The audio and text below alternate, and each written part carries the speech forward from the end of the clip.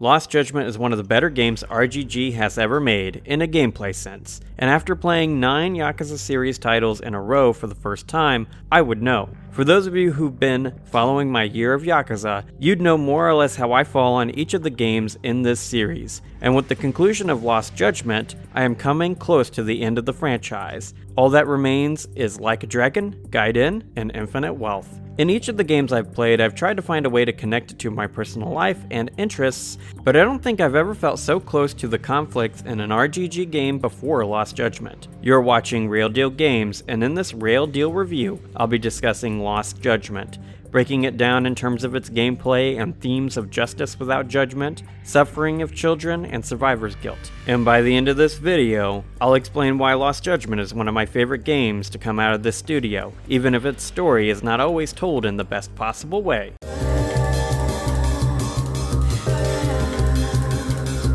A lot of what I said about the gameplay of Judgment is going to apply again here with Lost Judgment, however there are a few things I need to talk about. Firstly, the Crane and Tiger combat styles are a little more refined in this outing for Yagami, as both are given more tools to engage the enemy with, including reasons for switching more consistently between them.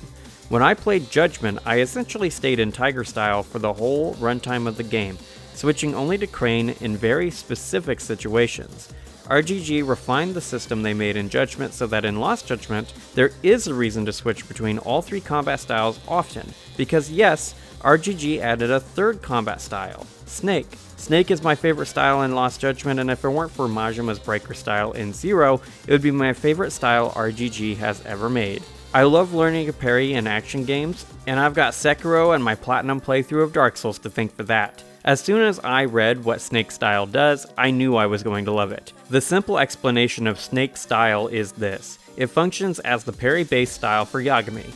This is what Yagami was missing in Judgment, as Crane serves as the quick, evasive, crowd-controlling style, and Tiger functions as the powerful, single-target damage style, emulating elements of Sajima's gameplay style from Yakuza 4 and 5. This defensive parrying style is what Yagami needed to shore up his weak points. In Judgment, it always felt as if Yagami was so much easier to kill than Kiryu, and this makes perfect lore sense, but the Snake style does a good job at making Yagami feel more fun to play without suddenly changing the extent of his health bar and defensive capabilities. Now, since I love parry styles so much, this would mean I probably stayed in Snake style the whole time I played, right? Well, I might have, except the way experience gains work in Lost Judgment is vastly different from Judgment. RGG added one of the most genius things I've ever seen a character action game do, where they provide bonus experience points based on the variety of actions the player does in each random encounter or battle. There's a long list of these bonus XP conditions, including using EX moves, successfully parrying, or finishing off an enemy while at low health. In addition to these, there are bonuses for finishing off an opponent with each of the 3 fighting styles separately, and a final bonus for accomplishing all 3 tasks in one fight. I found this to be such a great way of gaining XP that I used each of Yagami's fighting styles in every single encounter, and the constant style swapping added a lot of variety to the gameplay, making me love every single time I would hear the sound denoting the start of a battle. Gameplay is king in all games, but especially so in Lost Judgment, as even though RGG fixed a lot of the pacing issues persistent in Judgment, the story is overall less interesting than what the Kiryu saga provided. But there are some great things about Lost Judgment's story, such as the themes present within it.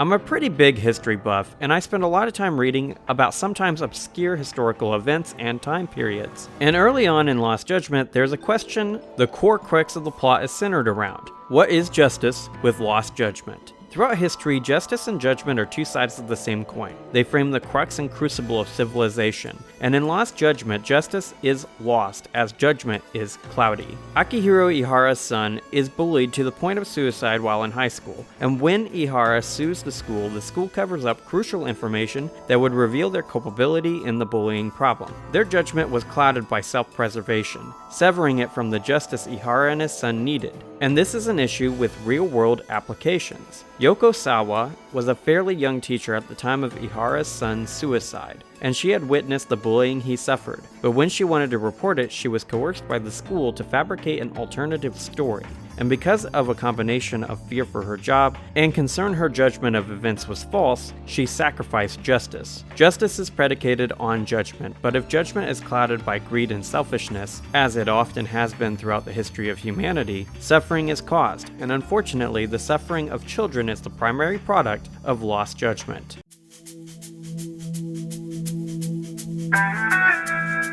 Bullying is a big deal.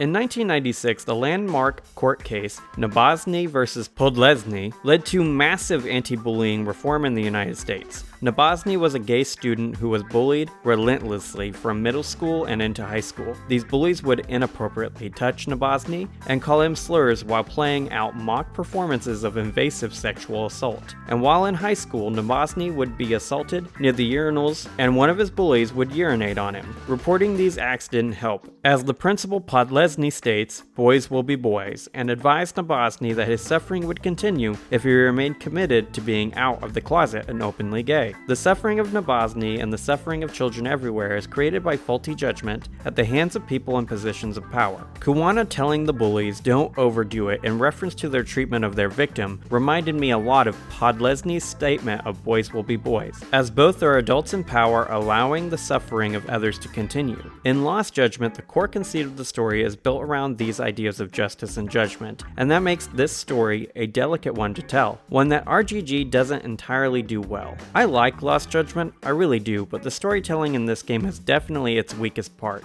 These themes are great ones to cover, and Lost Judgment does a far better job than Judgment at pacing the story out in such a way as to make it not entirely boring. However, for a story about why bullying is bad, Yagami beats up a whole lot of kids and gets into some situations where I'd say myself he should stay outside a certain range of schools. The game frames everything in such a way as it's not Yagami's fault or that he's given no choice, but it does seem counterintuitive to treat the subject of bullying in this way. Ihara's son commits suicide because he was being bullied without respite, yet Yagami will beat up a lot of adolescents in order to cover his own tracks, save his life, or otherwise uncover clues about the case. The case is a cool idea, the themes are great, but I do wish the bullies themselves were handled differently.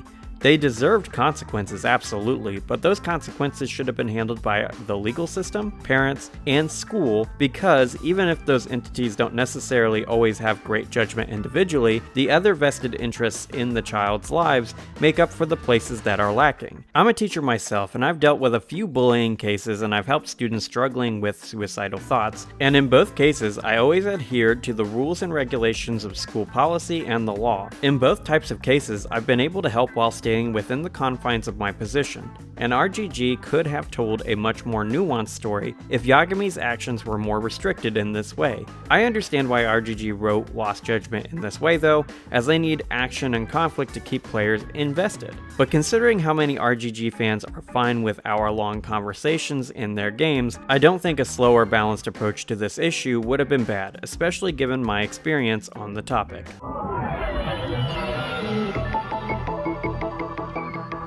Ihara lashes out with murderous intent because of his guilt for letting down his son and his rage at the school, institution, and legal system for letting his son down. Suicide has been a problem for a long time in young people, and in recent years the rate of suicide continually increases. In 2020, just as COVID was shutting down my small town community, a student of mine would commit the ultimate and irreversible form of self-harm. He would die, and I, alongside the other teachers, would hear about it the next day. When I heard the news, I cried in front of my peers, mourning the loss of a kid who, while not being the best student ever, didn't deserve to die. He was a complicated person at his age, and he did bad things and hurt others. But even though he did that, I didn't see him as irredeemable. All he lacked was a good guiding hand and the time to reflect on his actions, and I was confident he could turn himself around as he entered adulthood. The week leading up to his final act, he stopped by my room once a day to say hello, which at the time I thought was curious because it was unusual. It wasn't unusual in that students never did it, but it was his first time doing so. One of these times, we talked a little bit, and our conversation went to video games. He talked about playing Wolfenstein: The New Order, and it was a good conversation about the game. In the end, he asked if he could borrow my copy of The New Colossus, but since I'm a teacher and that game has nudity in it, I declined to do that for him. And on the Friday before he did what he did, he stopped one last time after the bell for class had already rung and asked me a question I can't for the life of me remember. It was something small, something like, "How's your day going?" or something something like that. I answered, we talked for a second, and the last words I would ever say to this kid are, well now, it's time to get to class. For several weeks after I would hear what he ended up doing 70 to 80 hours later, I blamed myself for not seeing it coming. There's no way I could have known, nobody did. Not even the teacher in the building. This student was closer than anyone else to in his entire life.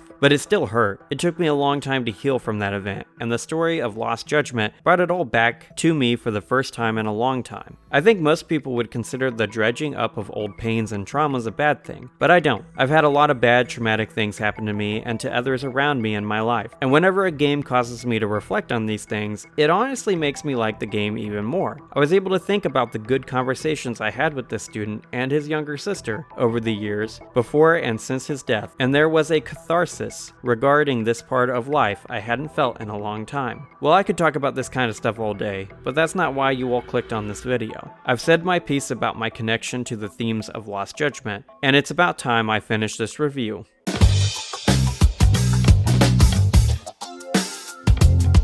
Lost Judgment will be making my growing top 100 games of the 2020s list. However, it will be entering onto the list in the blue category. For those of you unaware, my top 100 games are split into two color classifications, blue and red, with blue meaning the game will be in the first line of cuts should another game be deserving of my top 100. Lost Judgment will be safe for a good long while though, since I'm very far from having 100 games from this decade worthy of this list. If my decision were just down to gameplay and themes, I might have put it in the red, but there are some blunders with the storytelling that makes it a little bit lower for me, making it more in line with the other titles I've classified as blue already. And with that, my review concludes. What do you think of Lost Judgment? Let me know in the comment section below, and while you're there, consider liking, subscribing, and ringing that notification bell so as to not miss out on any more of my ponderous thoughts. And if you have a moment right now, consider checking out one of my other videos on the screen. Regardless of what you choose to do, have an awesome day, gamers!